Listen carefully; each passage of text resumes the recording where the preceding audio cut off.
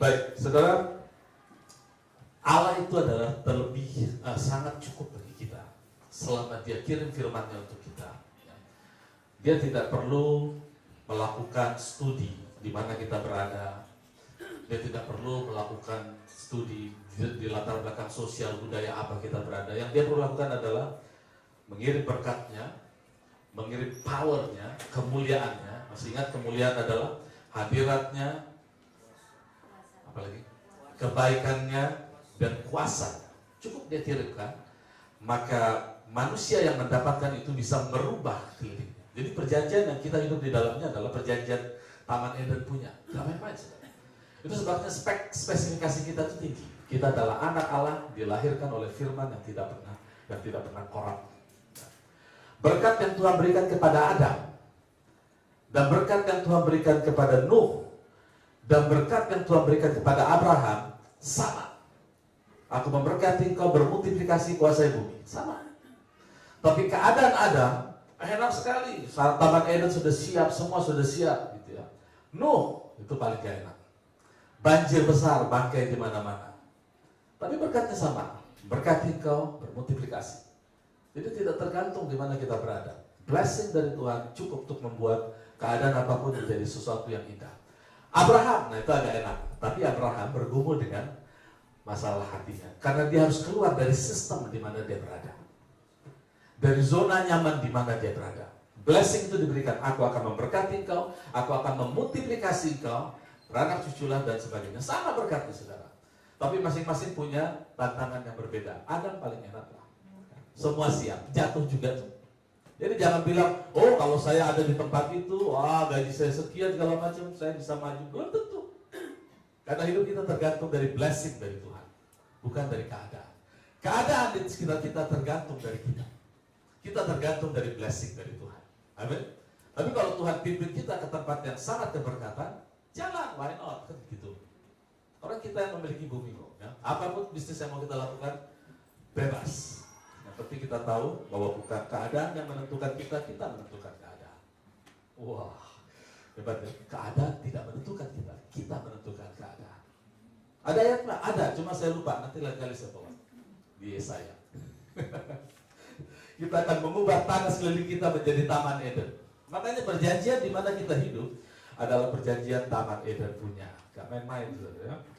Nah, saudara, pada waktu Nuh keluar dari Bahtera, kita harus ingat mereka lah satu-satunya kelompok keluarga atau family yang ada di bumi.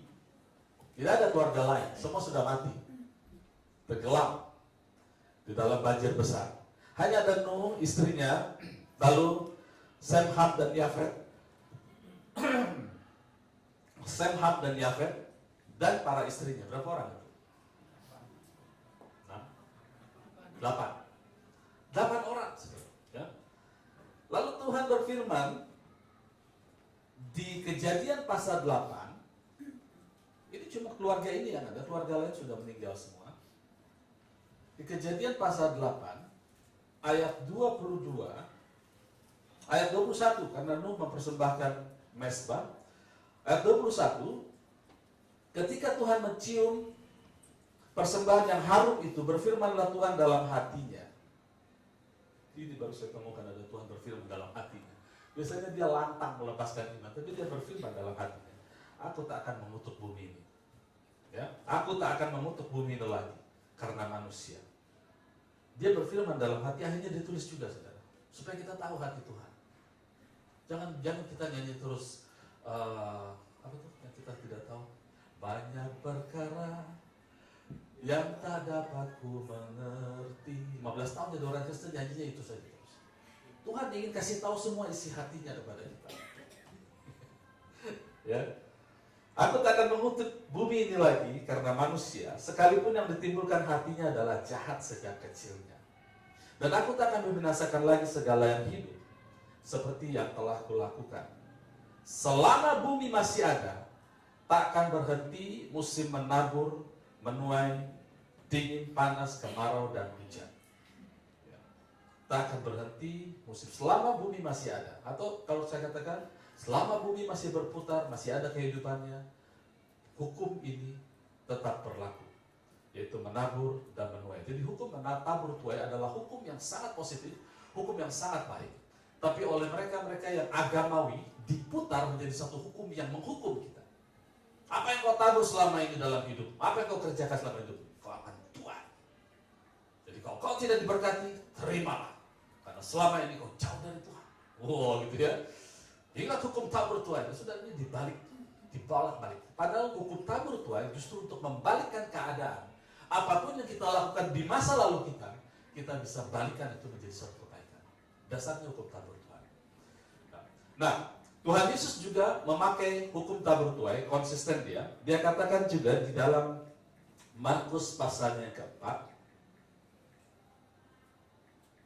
Markus pasalnya yang keempat.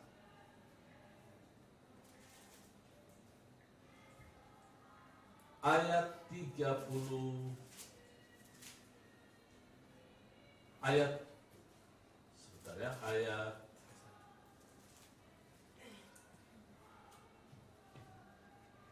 26. Ayat 26. Markus pasal 4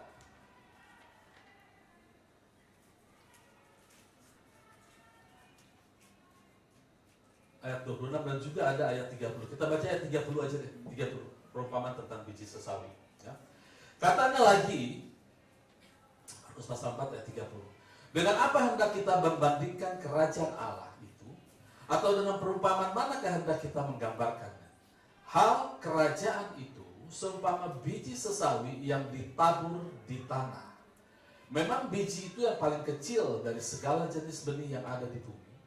Tetapi apabila ia ditabur, ia tumbuh dan menjadi besar daripada segala sayuran, lebih besar daripada segala sayuran yang lain, dan mengeluarkan cabang-cabang yang besar, sehingga burung-burung di udara dapat bersarang dalam naungannya. Jadi Allah sudah menetapkan satu hukum di bumi. Selama bumi masih ada, tidak akan berhenti tabur tuai tidak berhenti. Itu hukum yang berlaku.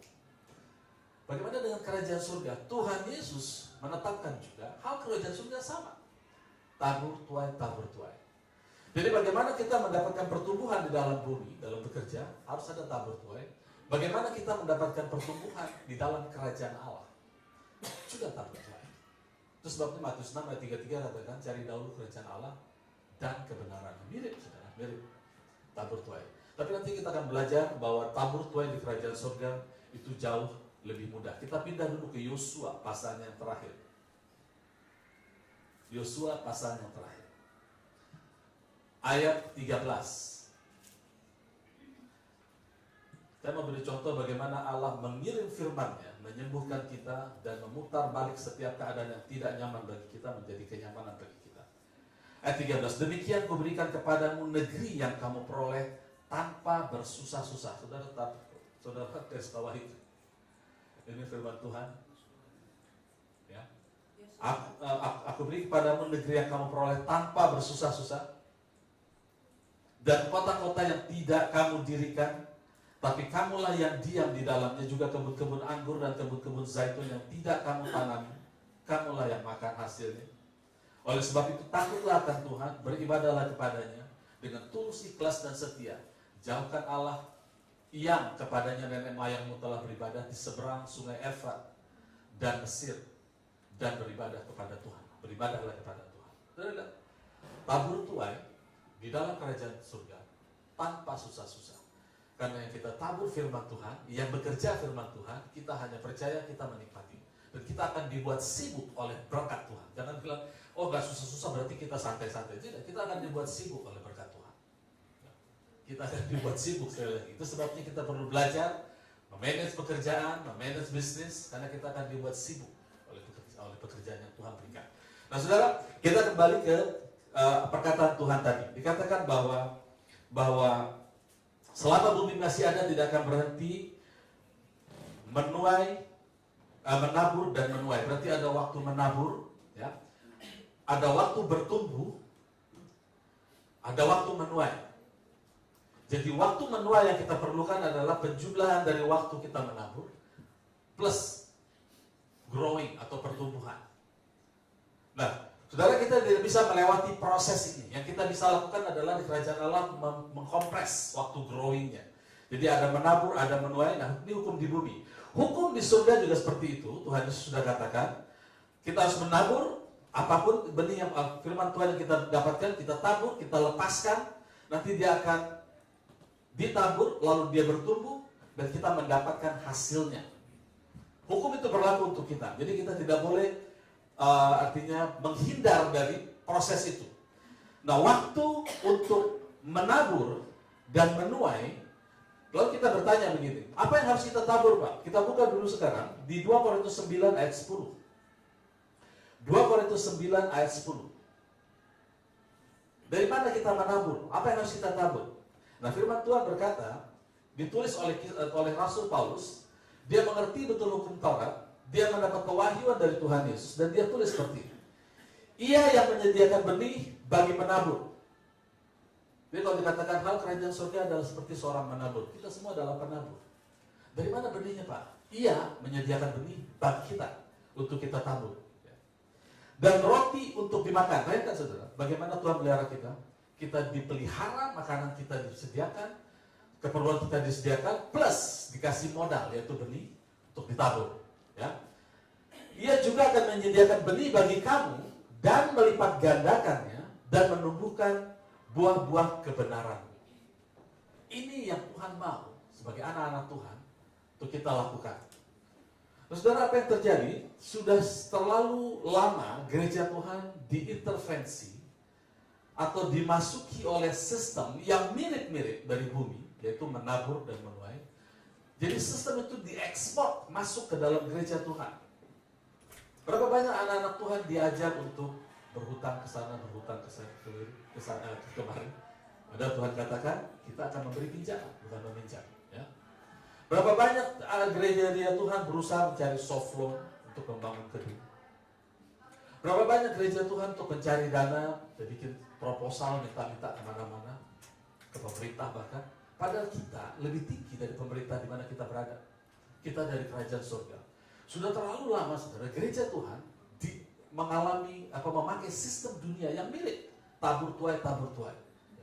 Padahal Tuhan ingin kita berjalan di dalam sistem yang lebih tinggi, yang sudah tabur tuai. Tapi yang kita tabur adalah benih firman Tuhan. Jadi ada waktu kita menabur, kita harus masuk dalam hal itu. Tidak bisa kita bilang, aku mau bertumbuh di dalam Tuhan, lalu kita lepaskan Alkitab. Kita harus pakai Alkitab, kita harus pakai firman. Lalu ada waktu bertumbuh, dan ada waktu menuai.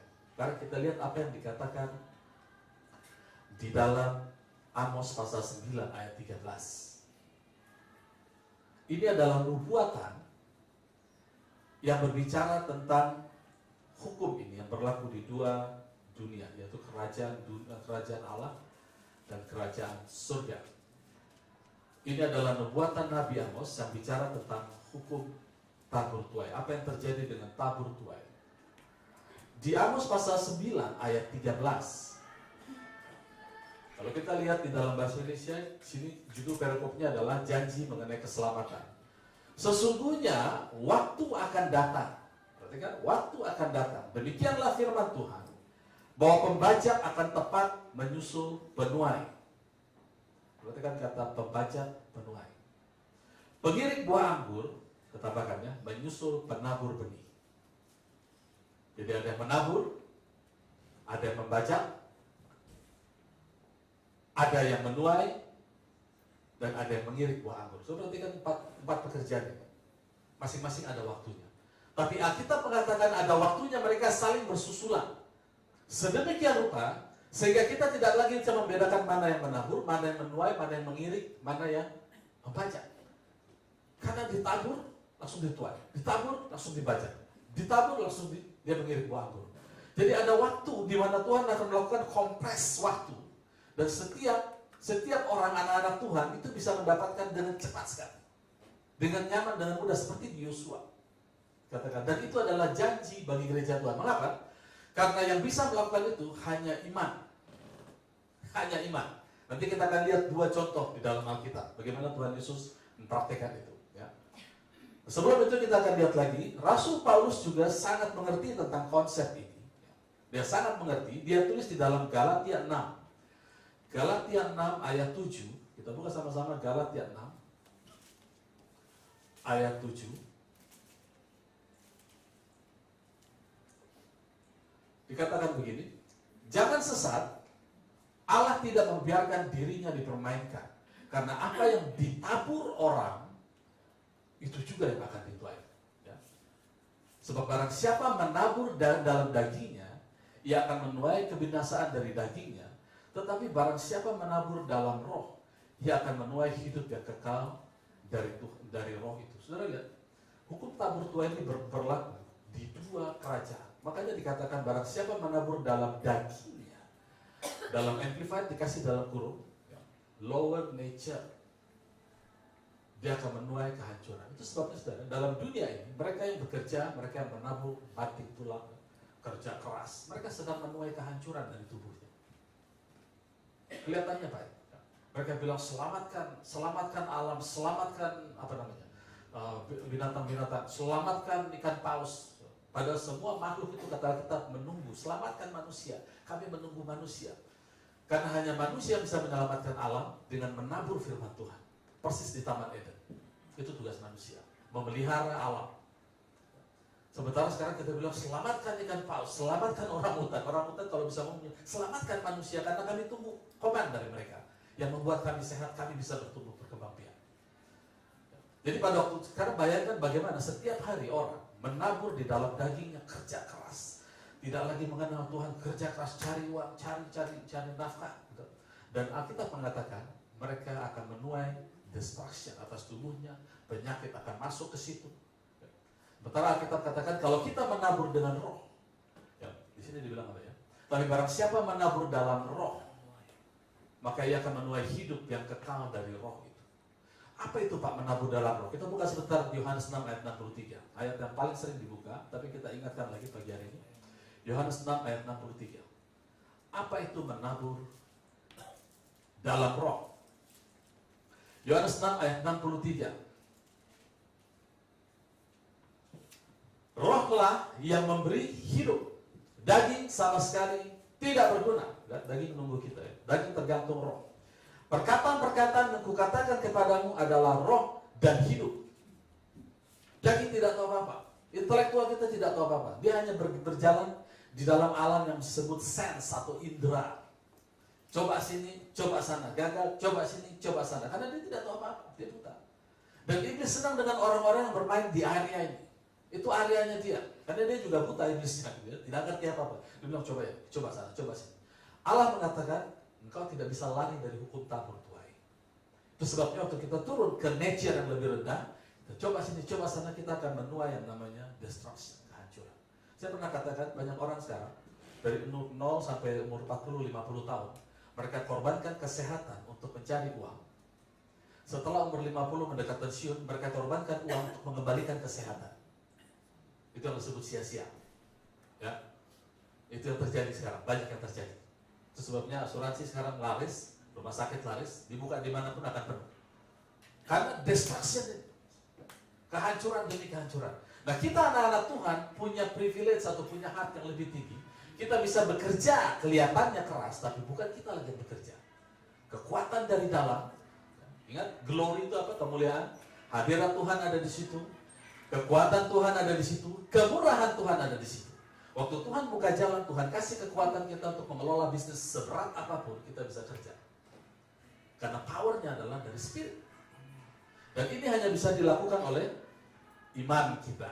Tanpa iman, tidak bisa kita mengkompres waktu. Tanpa iman, semuanya tidak bisa. Jadi iman membawa kita naik ke level lebih tinggi, kita bisa mengkompres waktu. Waktu adalah ciptaan Allah. Waktu adalah salah satu ciptaan Tuhan. Pada waktu Tuhan katakan, jadilah petang, jadilah siang, waktu mulai jalan. Pada mulanya, waktu mulai jalan.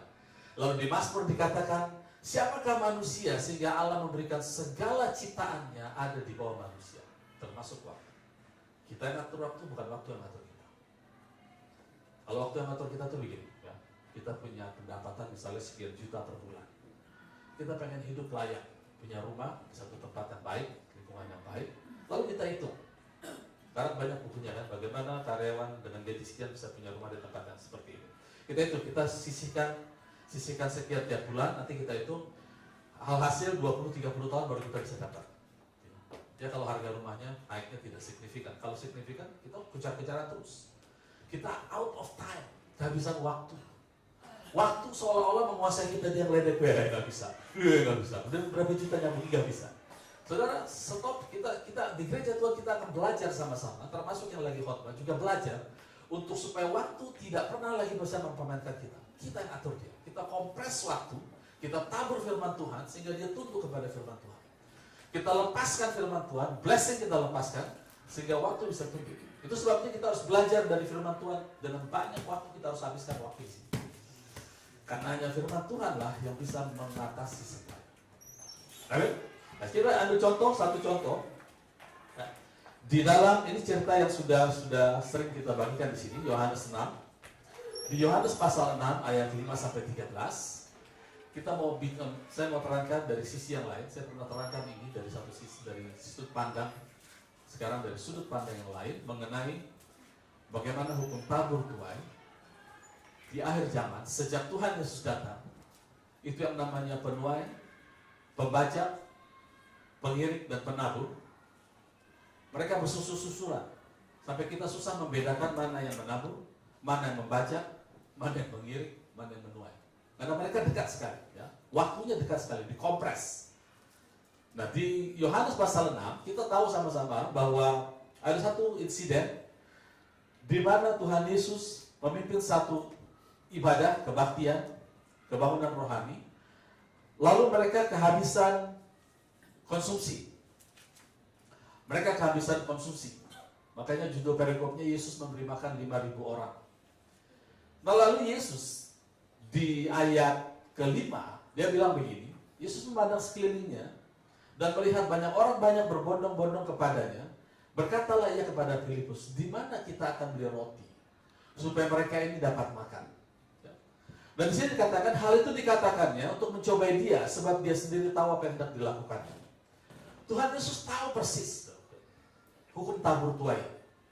Dan yang namanya menabur adalah mengucapkan. Itu sebabnya dia harus mengagitasi iman yang di dalam setiap murid-muridnya supaya itu keluar. Jadi dia tahu bahwa komunikasi adalah satu-satunya cara untuk iman seseorang bertumbuh. Satu-satunya cara. Kita tidak akan pernah tahu apa yang betul-betul kita percaya sampai kita bicara. Saya ulang lagi ya. Kita tidak akan pernah tahu apa yang betul-betul kita percaya sampai kita mengeluarkan statement. Karena apa yang tertanam dalam hati kita, itulah yang kita percaya, itulah yang keluar nanti. Itu sebabnya dipancing oleh Tuhan Yesus. Ya. Kita udah malam di Filipus. Dari mana kita datang? Ya. Lalu Filipus bilang, kita tahu jawabnya Filipus, dia bilang begini, roti seharga, ayat 7, roti seharga 200 dinar tidak cukup untuk mereka, sekalipun masing-masing mendapat sepotong kecil. Sudah lihat apa yang tertanam di hati Filipus? Mental kurang, enggak cukup, enggak bisa tuh, enggak cukup. Tapi kalau kita mau pelajari siapa Filipus ini atau murid yang 12 ini, mereka adalah yang berjalan bersama Tuhan Yesus setiap hari dari pagi sampai malam. Mereka disuplai oleh firman dari kerajaan surga. Mereka punya iman? Punya. Tapi imannya tidak pernah dimix dengan apa yang Tuhan katakan. Seperti Ibrani katakan. Jadi Filipus adalah mental yang hatinya selalu kurang. Nggak bisa, susah, kurang, nggak bisa, susah. Yang kedua, Andreas. Ya. Lalu muncul di situ ayat 8. Seorang dari murid-muridnya yaitu Andreas, saudara Simon Petrus berkata kepadanya. Ayat 9. Di sini ada seorang anak yang mempunyai 5 roti dan 2 ikan. Titik koma. Stop. Tetapi apakah artinya itu untuk orang sebanyak ini? Terlihat statement yang pertama adalah dari Roh Kudus. Mengapa? Kalau dari Andreas, tidak mungkin dia bilang, di sini ada anak punya 5 roti dan 2 ikan. Akal sehatnya akan bilang begini, nggak usah ngomong. Bayangkan 5 roti, 2 ikan ada 5.000 orang. Nggak usah ngomong, lupakan. Tapi toh dia bicara. Apa artinya? Dia hampir masuk kepada step jawaban yang sudah Tuhan tahu. Tapi waktu dia bicara, saudara, makanya saya katakan, sampai kita bicara, baru kita tahu apa yang di hati kita. Waktu dia bicara, pikirannya mengcounter, tapi apalah gunanya semua itu? Itu sebenarnya katakan dari kitab Kejadian sampai Wahyu, satu-satunya cara supaya kita bertumbuh di dalam Tuhan adalah ucapkan firman. Ucapkan firman. Karena awal-awalnya kita ucapkan firman, kita akan bilang, Allahku akan memenuhi segala perluanku. Pikiran kita nyerobot, yang benar. Oleh bilu-bilunya aku sudah sembuh, yang benar. Keturunan kita nggak begitu. Kita punya penyakit seperti ini, seperti ini. Kita ngomong firman Tuhan, di counter terus. Kita ngomong di counter, lama-lama pikiran kita diam. Karena apa yang kita omongkan didengar oleh telinga, masuk ke dalam pikiran. Jadi pikiran kita tunduk. Itu yang dibilang tundukkan pikiran di bawah kuasa firman Tuhan. Bagaimana kita tundukkan pikiran? Ucapkan firman. Kita tidak akan pernah benar-benar tahu apa yang kita percaya sampai kita ucapkan. Bahkan sampai kita diperhadapkan dengan masalah, apa yang keluar dari mulut kita, itulah yang kita percaya. Anak-anak Tuhan bisa seperti murid-murid Tuhan. Lama ikut Tuhan, dengar firman Tuhan, begitu ketemu masalah, lihat apa yang keluar dari hati kita. Dan sekali lagi jangan merasa terhukum. Itu adalah proses menabur dan menuai. Ada banyak anak-anak Tuhan atau kita orang Kristen bermasalah karena tanaman yang di dalam itu nggak keluar. Nggak keluar. Rupanya cara mengeluarkannya adalah dengan mengeluarkan tanaman yang dari Tuhan. Jadi yang 4 jenis tanah itu, tanah yang pinggir jalan, tanah berbatu-batu, tanah semak belukar, yang 3 jenis, yang terakhir tanah yang baik. Itu semua berhubungan dengan akar, berhubungan dengan apa yang kita tabur. Jadi seringkali orang punya masalah, dosa yang tersimpan, itu karena akar yang lamanya tidak pernah tercabut. Bagaimana tercabutnya? Ucapkan firman Tuhan.